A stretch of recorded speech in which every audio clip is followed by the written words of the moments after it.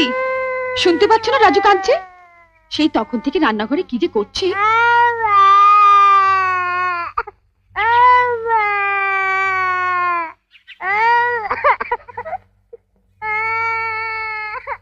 ও বড়দি, এক মা হয়েছে, ছেলের দিকে যদি এতটুকু নজর দেয়।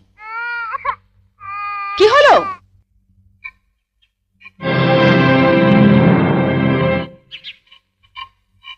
আজকে তো আমাদের বাড়িতে পুঁটি মাছ আসেনি। এই পুঁটি মাছ এলো কোত্থেকে? লতিকাদের বাড়িতে আজ কাজের মেয়েটা আসেনি, ওগুলো কাটতে দিয়ে গেছে। ওর নাকি আজ ঠাকুরপো এসেছে, সে নাকি পুঁটি মাছ খেতে খুব ভালোবাসে। এদিকে তোমার অসুস্থ ছেলে খিদের জ্বালায় কাঁদছে, আর তুমি লতুর ঠাকুরপোকে পুঁটি মাছ খাওয়ানোর জন্য।